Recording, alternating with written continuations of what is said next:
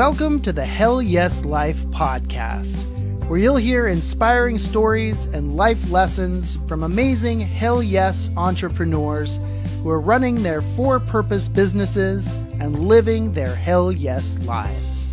I'm your host, Norman Bell.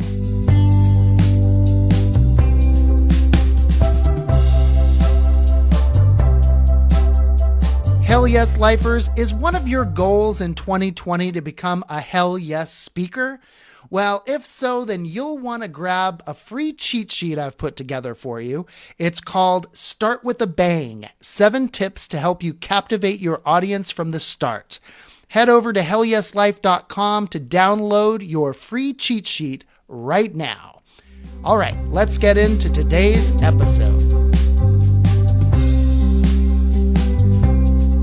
Hey there, Hell Yes Lifers. It's time for another episode of the Hell Yes Life podcast. I am your host, Norman Bell, and I'm super excited. Today I have as my guest, Vincent Genna. Let me tell you a little bit about Vincent. Vincent is a triple power psychic, an authentic and gifted psychic with the knowledge and experience of a licensed psychotherapist and the big charming personality of a showman, which you're about to hear, get a little taste of that. He combines his early background as a professional actor and singer, a master's in clinical social work, and his hospice experience helping more than 500 patients through the dying process, with his uncanny skills as a metaphysician and psychic medium. The sum total of these experiences and gifts is a psychic who can guide people not only to recognize what is preventing them from healing or attaining their dreams, but the necessary steps to get there. Vincent, welcome to the Hell Yes Life podcast. Well, Norman, thank you so much for inviting me. I'm so excited to be here. Oh, I think you sounded, when I first heard about you and what you do, I just thought to myself, this sounds like a perfect guest for the Hell Yes Life podcast. And for those of you who are listening on the audio version of the podcast, one thing you're missing out on is the great backdrop that Vincent has. It looks like he's decked out for the holidays. Where this episode will probably air in the new year, in January of the new year, but we're just in full transparency. We're recording it in December in the holiday time. Well, Vincent, welcome to the podcast. And I always like to start off by asking my guests, what is your Hell Yes? And by that, I mean, what is that thing that really lights you up and makes you come alive? Oh, wow. Okay. What really makes me come alive is to be able to speak in front of 80,000 people, 1 million people, I don't care, in order to deliver the message of trying to help people believe in themselves, that you are magnificent, that you can create all you want. And so it is such an incredible, empowering feeling for me to be able to do that in front of as many people as I can. So all over the world. And that's all I care about. Hell yes. Hell yes. That sounds like a hell yes. That sounds like a hell yes, hell yes. A great passion to be able to deliver that message.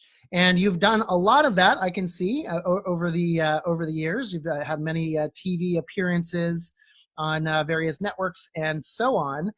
When did you first realize that this was your hell yes? And no pressure if you can't remember the precise moment in the playground when you were 6 years old, but anything come to mind?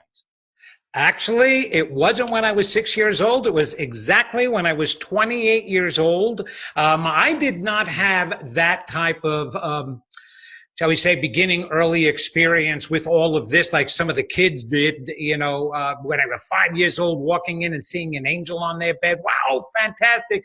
No, usually when I walked in my bedroom, it was either my mother and father with the belt ready to beat me for something stupid, I don't know.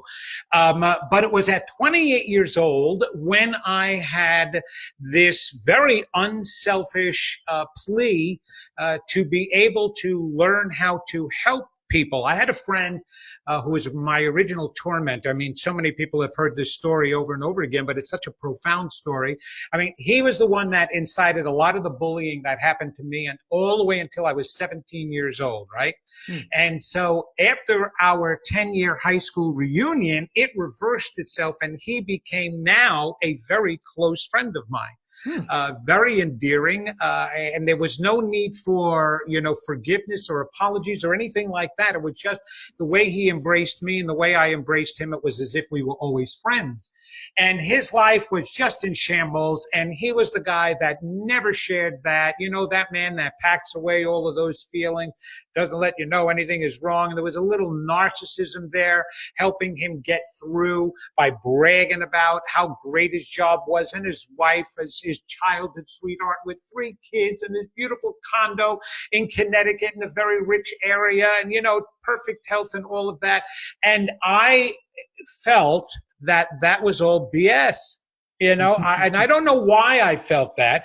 I just felt that in my heart. So it was after spending a weekend with him, my wife and I are traveling home. I'm hysterical, in tears. I am in tears, crying out to God, please give me the ability to help this guy. Back then, all I cared about being was an actor. I was a professional singer, actor, and dancer. I had no means of counseling or anything like that, no concept of it at all. And within a couple of weeks of begging for that to happen, give me the ability to help people, because I knew what it was like to have your heart and your self-esteem just broken and torn away by the torment I went through, right? And everybody goes through different torment. So that's what I asked for. And in hindsight, I look at it and go, what was so weird about that is I didn't pray for him. Now, normally when people are in trouble, right, Norman, you pray for that person if you believe in that. And even if you don't believe in it, you send out something positive. Please take care of him. Please help him. Something like that. I didn't. I turned around and I said, help me help him. And that's when it began to happen. And I'm talking, it was a floodgate of metaphysics, paranormal, spirituality, all at once. Cecil B. DeMille, Steven Spielberg, Poltergeist, the 10 Commandments. I mean, whatever you want to call one of those old epic movies back then that was seemed so spiritual and religious and stuff like that. That's the stuff that was happening to me. And slowly but surely all this ability happened. But I didn't take it on so willingly and so easily, that's for sure. That was a hell no. Okay. That that reminds me of, I've done some work around kind of like storytelling coaching and workshops and so forth. And so I know the phases of the hero's journey, and it sounds like you had the call to adventure. And then there's sort of often a period where people kind of say no to that adventure. Like Luke Skywalker said, no, I don't think I'm going to go on this adventure, Obi-Wan Kenobi. But then he's sort of forced into it. So take us there. So what happened? So you sort of... Wow, you know what? I have been doing this work for 37 years, and you just gave me an aha moment. You likened me to some of those people that I so much admire. And you put me in that category that I was resistant because I was afraid. I was like, I was. Why me? Why, what was so special about me? I wasn't that special of a guy at all. I mean, I was a good kid. I didn't have any problems, but I mean, I was the altar boy in the back of the church that was eating the host and, sipping on the wine back there, and now all of a sudden I'm supposed to be the spiritual teacher. And, I just slowly but surely ability started to come to me. So the first thing that came to me is my psychic ability and wisdom. I was downloading and I started trancing this spirit, and the spirit introduced himself through a friend first, then through me as Joseph from Canaan, Joseph and the amazing Technicolor Dreamcoat Joseph. And I had no idea about him yet. I didn't even know the musical. And I think that it was just before that musical came out, really, and it became really popular, or just about the same time. But even though I was into musical theater, I didn't go to Broadway a lot at all. So I didn't know any of this story. And yet he was introduced to me as my major guide. And then eventually I felt compelled to speak for him, which was channeling and trancing. I didn't realize I was doing that. And my wife and I, well, God bless my wife. She was with me since I was 17 years old. We've been together for 47 years now. And so she knew that I had no idea about what all of a sudden was coming out of my mouth. These words, these profound words of wisdom about the meaning of life, about why we're here, what we're supposed to do, our passions, our purpose, our souls, God, Jesus, everybody. And then we would go and sneak in the libraries, right, in the bookstores, because all that information was in the cult section. Mm. And you don't want your neighbors seeing that you were in the weirdo section, and we're picking the books off the shelf and perusing them from anybody. And there were passages in there that I had spoken. And that was the only thing that led her to believe that I wasn't insane. But there was still this fear and this resistance and a pushback. I wanted to be a professional singer, actor, and dancer. Okay, so maybe I could develop some abilities and stuff like that, but I don't know how to be a spiritual teacher. That's what was being presented to me. And so I didn't want to leave the idea that I was meant to be a star. On Broadway, in the movies, get an Academy Award, an Emmy, a Tony, anything. And so it started off really slow, and we just kept gaining the information. And actually, I began to share it with a very close friend of mine. He was very interested in what I was learning because he felt something was going on. And if it wasn't for him and his wife accepting that, I think my wife and I would have resisted more and stopped the information from coming, but he validated me, So it began slowly, and here's the thing. Psychic. That's what was coming to me. I'm a psychic. I don't want to be a psychic. Crazy people in California were psychics, okay? That was my impression back then. I was a kid from Levittown, Long Island, a small little community, suburban tract home community, very lower middle class area. So I didn't have any of the insight and the knowledge of all these metaphysical things, nor the spiritual things. It was just Roman Catholic. My wife was Jewish. Neither one of us really followed out the tenets of our religions because we believed that we had more commonality than differences. And so it took me a very long time to accept, but slowly but surely, when I started affecting people, I started to learn how to do tarot card readings. I did that on a quiet, tarot card readings, and I would work. And then eventually I was doing these readings without the cards, and all these people were coming to me part-time. I did it part-time. I was actually in a traveling psychic show. We went on Garden State Parkway. Every Sunday of the month, we were from the north all the way to the south in a different location. And all these people kept following me and looking forward to me coming. And the other psychics, there were like 10 of us. And I was the only one completely sold out for the entire day that I was there.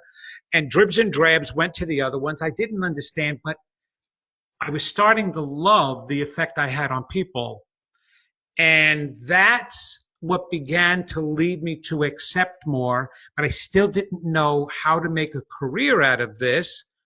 Then in the future, things changed about that. Mm-hmm. So did that answer that question? I mean, that was a long kind of answer. I kind of forgot whether I answered it or not. That's perfect. No, that is often what happens. People go, yeah, as a matter of fact, I do remember when this happened and you told me. Right. Yeah. So, and we'll get into the next part of your story in just a second. But thank you so much for sharing that, Vincent. That your origin story, really, and yeah, I identify with that. And I maybe just want to take a moment to acknowledge that I don't know who's out there listening right now, but for some people, this might be right in line. It's like, yeah, I have a regular psychic I go to all the time, and I know Vincent, and I know his work. I really admire it. And there might be other people out there where this is a bit of a stretch for them to, believe that this is, the case, what you've just kind of unpacked there. And it sounds like I'll bet you might have some thoughts about that, because it sounds like this sort of was that right, that before this occurrence, this had really not been a part of your life? Is that true? Not at all a part of my life. Yeah. I was totally, it wasn't that I was a skeptic about it. I never gave it any thought. Yeah. Other than my only experience was in California. A friend of mine used to, want to take me to a psychic fair every so often. And I don't know, there was such stereotypic psychics there with the beads and the bandanas and all the flowing robes. And that was the guys. And right, forget the girls and all of the paraphernalia and the burning of the sage and all of the aromatherapies floating around. And I came from a really small community, really small background. Yes, I was an actor. I was living in California at the time, but I still was very shielded from that kind of stuff. And I didn't judge it harshly. I just didn't pay any attention to it at all. Yeah. So when it began to happen to me, it was the oddest thing of all that, okay, how do you hear? And here's where a lot of the skepticism comes in for people. We're all intuitive, first of all. All right. There is no doubt to that. A matter of fact, we would not be alive today if it wasn't for intuition. Intuition is what keeps us alive. It is the life force of the spiritual body. It's the life force, like blood is the life force of the physical body, but it guides us everywhere. So that's what take the word psychic and substitute the word intuition for it, because that's what it's all about. All right. Okay. I tap into our intuition. All right. But you know what? I just forgot where I was originally going with that, but it was about the psychic stuff. And it was interesting to me that as it began to happen to me, I was like wondering, okay, how do you become a spiritual teacher? That's where I was going. How do you become a spiritual teacher and a psychic at the same time? I mean, does that stuff go against each other? That's what a lot of people believe. They have wrong ideas about, be it Christianity, and being a psychic or a medium. Mm-hmm. They think it's evil. They think it's Jesus said, no, don't go to any psychic or medium. He did not say that. You've got to remember the times back then. All right. We're talking about, way back in Roman times, where there were tons of superstitions and all these different beliefs. And there was all these different practices as well. There weren't real doctors back then, right? There were these people that did herbology, that tried to practice new, natural type of medicine, cutting you and bleeding you and all of that nonsensical stuff, and herbs and stuff like that. But then they were also witches, practicing the negative part, putting curses on people. So if you had an enemy, people used to go and seek out what's called a necromancer back then, and ask them to put an evil spell on somebody, or to cast a love spell on somebody that they wanted to fall in love. Well, that's what was in existence. Besides, the prophets were totally the guides of the land and totally religious. The prophets actually were in the temples, the Jewish temples. That's where their home was. It wasn't until King David that he decided that he wanted as much power as the prophet. So he put the prophet and the king together in the castle and the temple. So he made the temple the castle. But they always turned to prophets, right? Jesus said in the New Testament, if we want to say anything, don't seek out a necromancer, because they are in conjunction with the devil, which was his way of saying that's negative stuff and evil stuff. Just stay away from it. Okay. It had nothing to do with don't seek out a psychic or a medium, but yet that's what people are afraid of. I have more Christian people turning around and telling me that I'm bad, I'm evil, that I'm not helping people, more than I have skeptics that don't believe in me. Yeah. Yeah. Okay. So that sounds like that's that a lot of experience with that. I'm just wondering for actually, I would put myself in the kind of agnostic or I'm open and curious, like who am I to know exactly what's going on out there? And so I love talking to different people like yourself who have, vastly different experiences and learning from that. So what would you say to somebody like me, or maybe even someone who's a little bit more skeptical? Maybe they're not in this kind of Christian camp where they have a problem with that, but just like, I don't know, really, did that really happen? Like, do you have conversations with people like that, or do you just kind of let go of like, well, you're entitled to your beliefs and oh, I will never, you will not find me on the streets of Manhattan standing there and saying that the world is coming to an end unless you repent. You will not see me doing that, okay? If I'm standing on the streets of Manhattan, I'm eating a pretzel or roasted chestnuts, okay? But here is the thing about that. It's not until somebody opens the door for me, if they ask me a question, if they come to me for a reading, and I've had many of them, which I find very interesting, they preface their session by saying, just so that you know, I'm a skeptic, I don't believe in this stuff. And I'm like, well, thank you for paying me for something you don't believe in. Why did you show up then? I know, and here's the thing. There is no such thing as a cynic or a skeptic in my book. A cynic or a skeptic is someone who doesn't believe the words that have been describing, whether it be God, spirit, source. They don't believe those words. They don't believe the descriptions. Yes, they say, well, I don't believe in God. No, you don't believe in the definition that you've heard of God. But here is the thing. You have this hell yes show. What do you think you're doing it for? You're doing it just for your self-pleasure? You're doing it because you're trying to get messages out there to people. That means you're a good person. If you're a good person, you are absolutely in alignment with the same thing I'm in alignment with. So it doesn't matter whether you call it the same name that I can. Maybe one day we'll get a better definition. I try to give better definitions so people can relate to it and go, well, you know what? That I can believe in. And let me tell you something, yes, about my practice.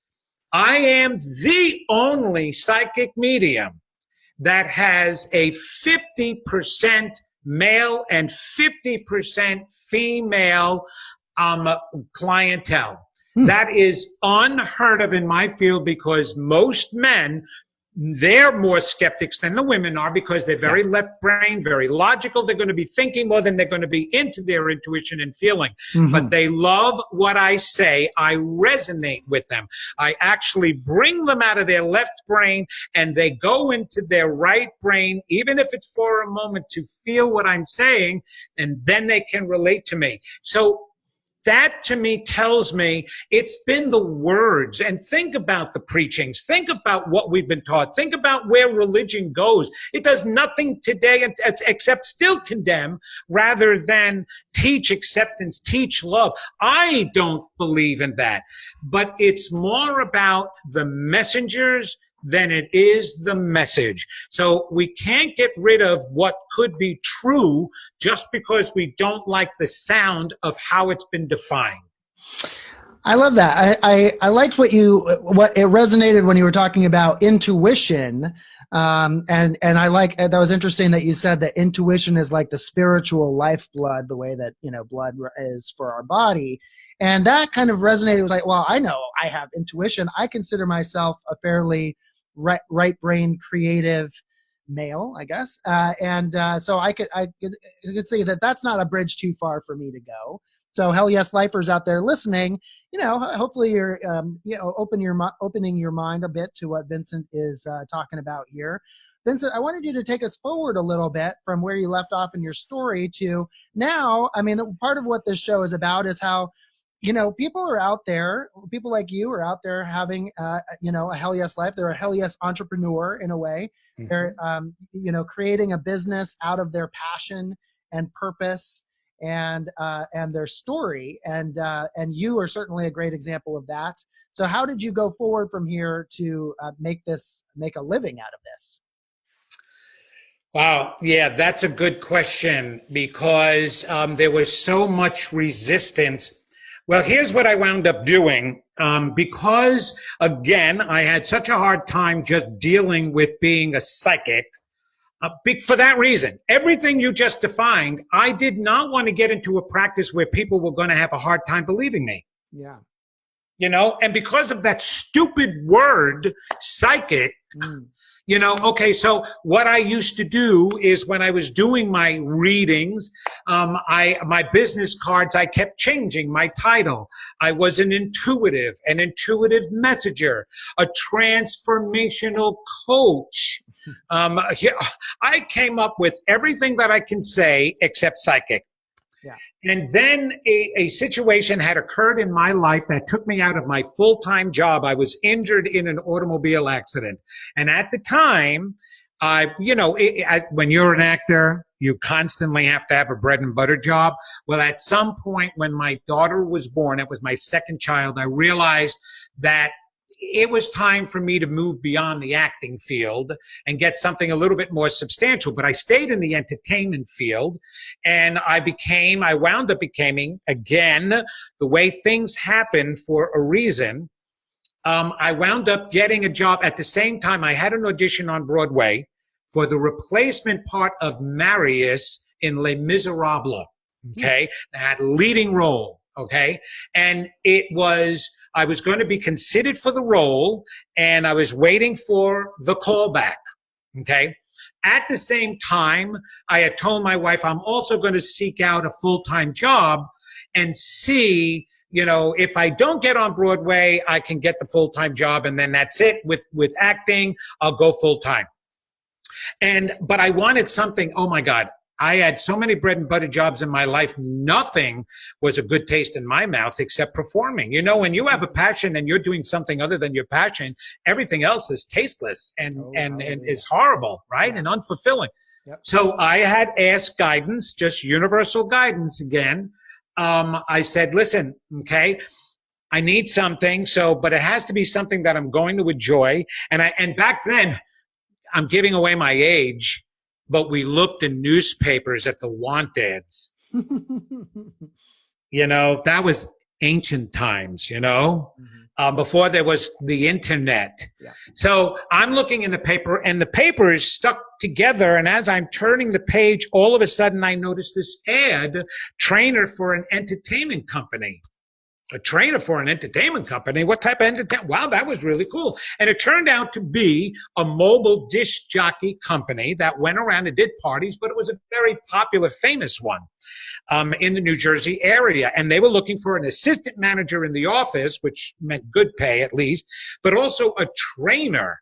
Teach them how to perform and how to do a party. And I was like, wow, that's exciting. I'd like that. I was a DJ as a part-time job once when I was an actor at a country western nightclub. That was another thing. And also at Wurlitzer's, which was an old 50s, 60s nightclub. Giving away my age like crazy. So I went for the interview. Now, the job hadn't been created yet, so they were interviewing anyway, waiting to get the approval from the corporate headquarters. At the same time, I auditioned for the Broadway replacement part. Okay.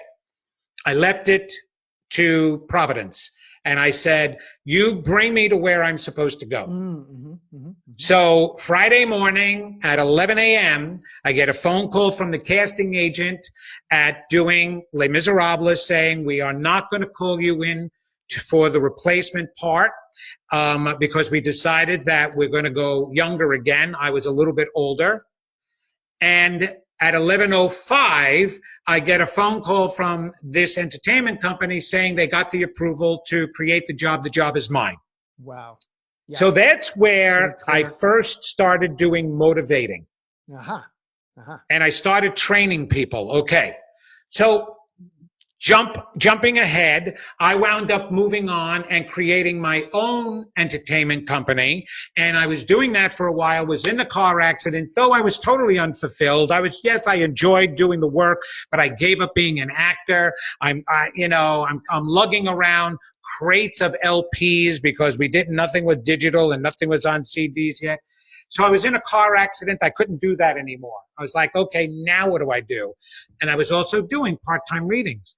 And so many of my clients, I'd shared my story with them. I got to figure out what I'm going to be doing. They said, why don't you go back to school and become a therapist? I said, become a therapist? What are you kidding? I didn't have any schooling at all, no college at all. I dropped out.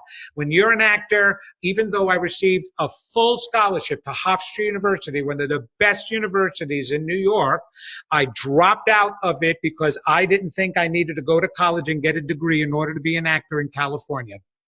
We make these dumb choices sometimes, okay? So they wanted me to go back to school, get a psychotherapy degree, which meant not just an undergrad degree for 4 years, but possibly an additional 4 years after that. I was 39 years old.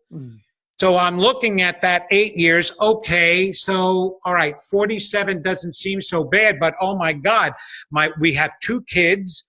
How do I do this? I brought it up with my wife that because my client said I get better therapy from you as a psychic medium than I get from my own therapist. And she said, why don't you go back to school? I'll support us. You go full time. I'm like, you're kidding me.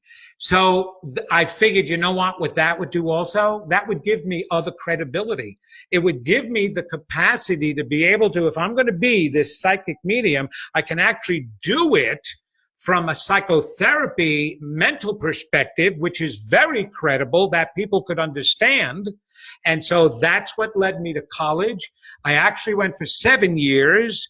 I took a little bit longer, but I did not go for a full 4-year after degree because I didn't need it. That's why I went and got my social work degree as a clinical social worker, because a clinical social worker can do the exact same work as a psychologist can, except the clinical social worker can't do testing, like personality testing or ADD testing of children. And I didn't care about that anyway. I just wanted to do therapy.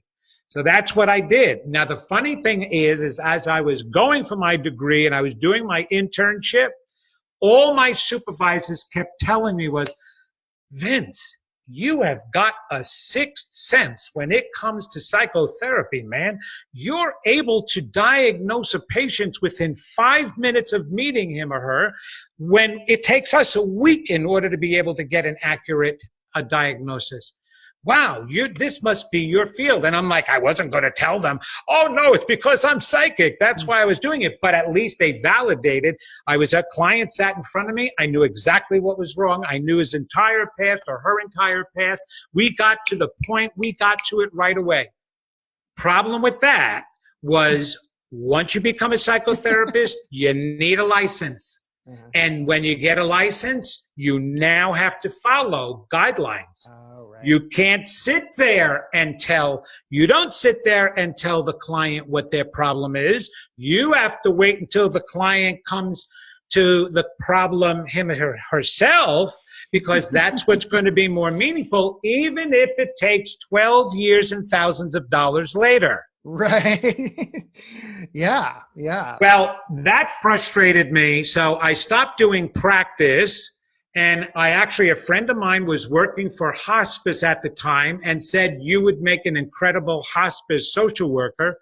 So I worked for hospice for 6 years and I helped over 500 patients during their transitioning time. And I was actually with some of them able to go with them and absolutely open up that door to do some healing work with them as they were doing it. But I learned so much working with the dying. And it was after I was working with them, I said, you know what? I'm going to become a full-time psychic because I don't want to have to be tied down to not be able to help these people or have to help them their way, the guideline way, the licensing board's way, when I can see their problem and you know what? I can tell you what your problem is, but you're still the one that has to do the work and accept it. So what difference does it make? And how much more powerful is it? If you can come to your own damn answer, you would have 10 years ago. So why wait? So that's what I did. I'm one of the few that has a psychotherapy degree and background and experience, so I can go way down deep into the psyche that most others can't go. Woo! Okay, that exhausted me. I don't know what it did for your listeners, man, but yeah, that's where I went. That's how I was guided to go. So I didn't mind afterwards being called a psychic. I said, the hell with it. If you can't accept a stupid word like psychic, then you have more problems than you know. I love it. So actually, I'm getting something. You could even extract that from the specifics of your story. Hell yes, lifers. Can you relate to Vincent's path where you tried to fit into the themes that you thought were acceptable for people, and you tried this on, you tried that on, and none of it finally worked, and then you finally had to say, you know what, I'm a psychic, for goodness sake, or I'm a whatever it is for you. So I really appreciate you sharing that, Vincent. And then since you've gone ahead and just declared that you're a psychic, it seems like you're having all kinds of success. I mean, you're on, all kinds of TV shows, and you've gotten all kinds of notoriety. So then tell us about, that part of it. And then maybe we can get a little taste of what, I don't know. I will just ask you some questions around your psychic. Okay. Well, the interesting thing is, yes, I decided I was going to be a full-time psychic medium the moment I proclaimed it. And here's the most important part for the hell yes. I'm not going to define your hell yes and why you created this show, but there is a reason for sure why you call it hell yes and not just yes. It's a matter, hell yes is an acknowledgement of your passion and belief. Okay, that's what it means to me. A yes means, okay, you believe in something. Yes, I'm going to do that. Yes, that's a good idea. All right, so I believe in that. But a hell yes means, damn, I believe in that. And it is all about belief. So the moment you start proclaiming that you believe in yourself, you believe you deserve your dream, you believe that it's worth going after, then that's when things happen. That's when everything opened up for me. I'm going to throw out another principle to you.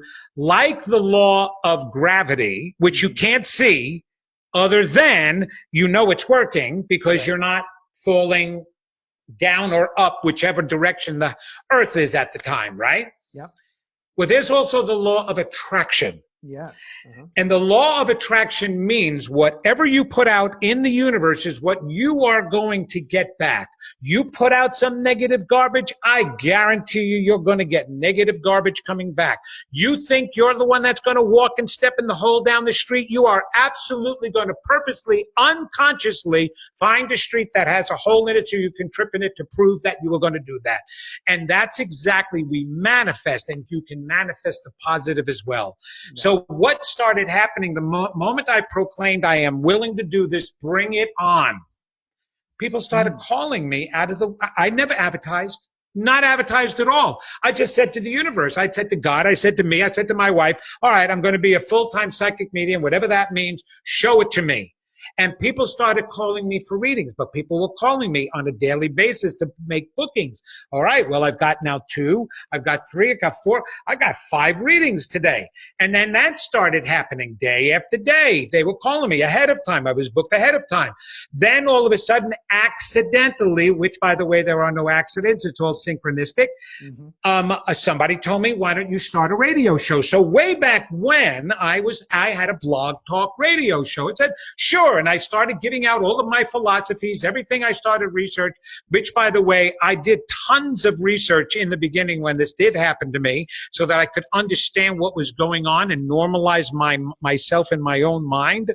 So I did unbelievable amounts of work. So I started sharing all of that information on my radio show. And one day somebody calls me to book their client on my radio show. I said, what do you mean your client? Who are you?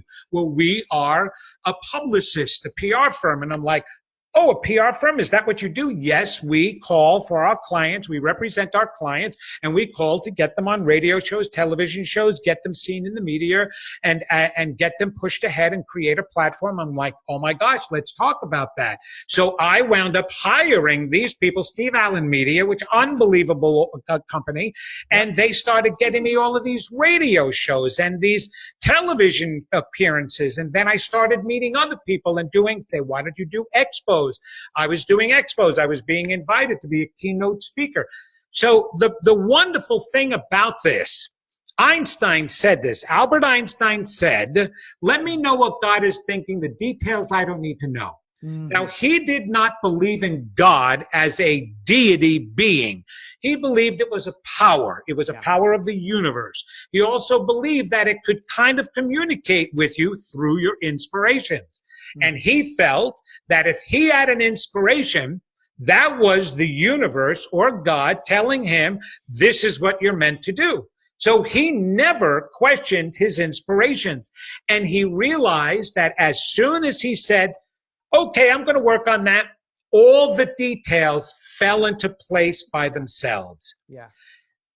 Now, you have to be proactive. That doesn't mean, okay, I want to be a lawyer. And now you sit there and you wait for somebody to call you up on the phone and ask you to represent their first case. No, you've got to be proactive. You've got to go out into the field. You've got to go learn how to be a lawyer. Then you start believing that as long as this is what your passion is, you will receive guidance, inspiration as to where to go. You'll meet people in the craziest of places. They start bringing up a conversation and turn around and say, oh, I know this law firm that's looking for somebody right now. A matter of fact, why don't you call and tell them that I sent you? I'm a friend of the guy who's in charge. Things like that happen every single day, all day long. It's why I can teach this stuff. Yeah. You ask me, how do you deal with a skeptic? You can't be a skeptic if the information and the work you're doing works. Then it's not a skeptic anymore. Then it really is a fool who is not willing to see what is true and what the evidence is. Yeah. If people heard the type of things that I tap into, the type of help I've done, what would they say? Oh, that's really good guessing. You can say it was anything. It was the color of the socks that you were wearing. That's the reason why you were able to get that. We can come up with a whole bunch of dumb excuses just to condone our doubts and our fears, but that doesn't make anything else untrue. Yes. So everybody needs to pay attention to that so that they can be open to these things happening to them. And they do all the time. Yeah. Everybody has those experiences. How many times did you were thinking of your best friend and you hadn't spoken to him in a long time? You say, something tells me I should call him. And the moment you call him, you find out he tells you he's in trouble with something and he can't believe you called. He needs your help. Or your son, your daughter, your wife, your husband, your boyfriend, girlfriend. You get this sensation, this feeling. That is all intuition and psychic ability. And whether you want to call it that or not, that's what it is. Wait a second. I think what you're saying, I think there's I just had a little aha moment myself. You're saying that we're all psychic to a certain extent. I mean, it sounds like you have, very strong, intuitive psychic abilities, but it's not like you're off in this corner here and we don't, have anything like that. No, we all have that. And yes. I just wanted to comment and say, and Hell Yes Lifers out there listening to Vincent there, I don't think this is too big of a stretch for us, is it? I mean, I certainly have had many synchronistic events. I could even say that me talking to Vincent here is one of them. And I can certainly relate to the power of manifesting and so forth. I mean, I'm right on board with you, Vincent. See, thank you. And I appreciate that. And you see, here was the difference. I helped you realize some of your own experiences and then use that as part of the definition because it is true. We all have that. The only difference between me, yes, was it open for me? It started that way, but then I put the time in. Here is the time. This is how you can, and I teach this, by the way, I teach this work because there's a lot of people that want to know how to open up that channel even more so. You may not need to speak to deceased loved ones on the other side, but always that psychic ability or the intuitive ability, that is your greatest guidance going within and quieting your left brain thinking so that you can tap into your intuition. Carl Jung, who was a psychiatrist, and he was a student of Sigmund Freud, very famous, right? Doctor, said that we are all connected to a collective unconscious mind, or the mind of God, he called it, but a collective unconscious, conscious, because he believed that we could all come up with the same answer to similar questions. For example, you ask a person in Australia the meaning of the word mother, you're going to get the exact same definition as the Japanese fellow who is asked the same question. Yeah. All right. In another part of the world. Why? His theory was we have to be tapped in to some place that feeds us that definition, and it is the same information. Yeah. And that's where you tap into your psychic ability, where we all are connected. It's why across the seas you can get a bad feeling about a loved one. Now, of course, people say, well, that's because you know them so well. Yes, the more you know a person, the more your psychic ability is open. Mm-hmm. So what I did to open it more is I worked on healing me. The channel to all of this and your intuition, if we put it in a place, just so that you can think about this for a moment. Obviously, our physical body is not directly connected with our soul, the energy. The energy empowers the body, okay? But we are energy and we are life forces and souls even without the body. But we use the body in order to learn specific things with. For example, love and emotions, the majority of them are felt where? Right here. Mm-hmm. Heartfelt feelings, angers and stress and everything is felt up here. And that's because you create it with your thoughts. All of a sudden, your brain starts to blow up. How come you don't feel love in your brain? How come you don't feel heartache in your brain? You don't. You actually get pressure on your heart. You actually get palpitations in your heart when you're anxious and fearful. All right. It's here that you feel so much emotions. So it's in here that you have your channel. When you feel doubt, fear, anything negative, that channel closes. So skeptics that are always wanting to be proven something, their door is closed. Why don't I get information? Well, because your door is closed. Mm-hmm. You doubt it to start with, so you're closing the door. It's like saying, well, I believe that there's somebody at the front door, but I'm keeping the door closed, and so you never find out who it is. You never get to experience were you right or wrong. Open the darn door. You'll find out if somebody's there and let you have a peephole. Mm-hmm. So I worked on healing myself and working on my torments from the past because they linger with everybody. Okay, which is what gets in the way. That's the work that I do, is to stopping yourself to heal that. All of that opens up, and your psychicness and your intuition winds up increasing. That's all I did. So it's not because I'm chosen. It's not because I'm a special one. I can teach you to even have more power than me. And that's where it all comes from, is by healing yourself, being aware, believing, being willing to honor your inner voice, because that's where you hear things and you see things in your inner mind. Honoring that is what makes it stronger and stronger and stronger. So there. Yes, I love it. I everybody's love it. psychic. Who knows who's out there that might be, inspired to even reach out to you, Vincent, and maybe they have some intuitive Paul, abilities that they want to cultivate. I would be absolutely. remiss to leave this conversation without, I don't even know what you typically do with people that you're talking to, but, and I'm not asking you to give me a reading per se, but is there something you can kind of, I don't know. I don't even know what to ask exactly, but you want to do something with me or Okay. Yeah, I'll do something. You don't have to ask, just as long as you're open for it, if that's Sure. okay. Am I allowed to tap into your soul and go there with you then? Let's do it. All right, let's do it. Okay, so here is the thing. This podcast is only part of who you are and only a partial way to get words out there. There's actually even more way for you to be getting your work done. And I find it very interesting because several of my hosts have an inspiration to write a book. Mm-hmm. And you are meant to do that. Yeah. I believe you've already had inclinations, inspirations, and that there were words written down already somewhere, be it in journal form, be it in short note form, or be it in actual starting to write something. Form. There is definitely a book coming in 2020.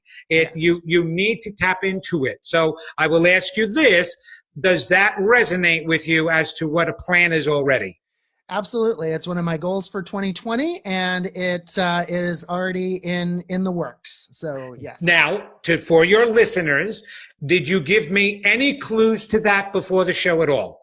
Absolutely not. We haven't. We Absolutely talked for not. 1 minute, 2 minutes before we actually went live. Okay. And is there anywhere online that I could research that information that says that the host of Hell Yes is planning on writing a book in 2020? You would have to dig pretty deep. I announced that was an idea on Facebook of mine a year ago, but yeah, I wouldn't expect. All right. Thank you for your honesty. I can assure you that I never looked up. I don't have the time to look up all my hosts, quite honestly. All I know is the little blurb of instructions that I get on my calendar when I'm supposed to call in and what questions I might be asked. So I did not know that of you, but it's sticking out like a sore thumb in your soul, and I can absolutely experience that. Now, also, do you celebrate Christmas? Would there be a reason for you getting a Christmas present or a present coming up because either the holiday or some other celebration at this time? Yes, I do celebrate Christmas. Okay. You are absolutely going to be receiving a very unexpected. There are some things you already either know you're going to get, but definitely there's one gift you are not expecting at all, which is very special and very inspiring and motivating. Okay. All right. All right. And you need to be taking a trip to help you with your book. Travel is very important to you. Oh, that's absolutely true. You've nailed that. Okay. Yeah. And so you'll be going places, and just like I said, understand you can take your podcast with you, which is the great thing about podcasts. However, this is just a springboard. It is a practice for you. And you, like me, like being heard. Yeah. Yeah. Well, there's only one reason for that. It's because you've got some good things to say. Yeah. So you need to follow up on that and continue with that. And just on a cautious side, pay attention to health and unnecessary injuries, particularly in either exercising or physical activity. I don't know if you're climbing something, whether it be maybe outdoors type of an activity, but I'm seeing possible. I'm only telling you. Yeah. Because if you have it in your mind, you can avoid it. Okay. It's not going to make it occur. But I see a fall and a necessary minor surgery if you do injure yourself. And I'm kind of feeling you've injured yourself before already. I'm not sure when right now. That would take a little bit too much time. But a future injury coming up again into 2020 with physical activity. Okay. I'll keep on the lookout and keep that in mind as. Is there something that you normally do that you like to do physically? Well, I like going for a jog. I've got a Nepal trip. I mean, that's not going to happen in 2020, but and yet I have been experiencing some, physical, what do I want to say, limitations, but like some, pains in my leg that feel like they're like, oh, I don't know if I can actually do these things. So, yeah. I would pay attention to the jogging thing and Uh-huh. maybe change that to maybe some walking Yeah. or treadmillish type of thing or some other activity thing, Something that's because not too that's hard. because the something is going on there, and it's in your possible jogging where the falling balance issue and then injuring yourself, a knee, an ankle, a leg, which would cause it. So that's a caution. Listen to your body and see if changing the activity helps it. Okay, great, great. Yeah, I've already been thinking about that, so that's great. Well, there you go. So Great. that's how it works, just minorly, okay? Yeah. But usually, if we have the time and privacy, Yeah. because I'm sure you do not want me to go some places. You don't want me to go where I have seen. Yeah. Yeah. Yeah.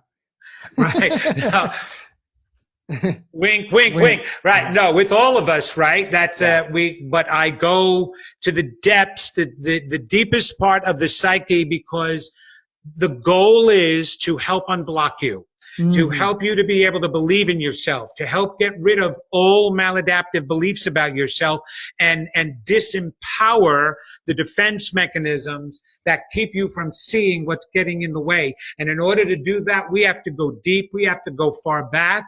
That's what my mediumship helps me with. I tap into spirits that do come along and help in the process of this, that give me messages that validate for the client. Yes, this is true. People want to know, why do psychics need to tap into your past or tell you things you already know? Well, duh. Why would you listen to anything the psychic has to say unless he or she can prove to you that they're connecting to you? And the way we show you we're connecting is like I just said. So, for example, I said to you, you have had the inspiration to write a book. Why do I need to tell you that if you already know you've had the inspiration to write the book? Because now that you know I knew that, then the next thing I say about you've got to get it done in 2020 because it's important has more meaning. So that is the reason why we do that. It's not a gimmick. It's not, and sometimes, a lot of times we get it wrong. I get a lot of no's. That again doesn't mean I'm wrong. When was the last time a carpenter built a house absolutely from the blueprint, never made any mistakes, and came up with the perfect house? I think that's the reason why you have walkthroughs. You got a 90-day walkthrough. You got a year walkthrough, because things go wrong. And if things go wrong with doctors, things go wrong with lawyers, accountants. So please give a psychic a break. It doesn't mean that they are discredited. Now, there are charlatans, absolutely, but there are charlatans in every single field, not just my field. Yeah. So give a break and give it a chance. You never know what you're going to get. Yeah, give a psychic a break. Give a psychic a chance. And I don't know. I feel like I've opened up even over the course of this hour. I was not a doubter, 100% doubter to begin with, but I really like the way that you've given this message to me and my listeners, Vincent. And we need to start winding down. But before we do, I always like to make sure and let our listeners know where they can get in touch with you for more information if they are interested. Well, I'm on all the social media. So if you go to first my website at vincentgenna.com, and that's with a Genna. That's the first place that you can really link with me, see what my events are. They may be in your area. It also is where you would book a reading with me. I have a calendar in there and a program that you can go to.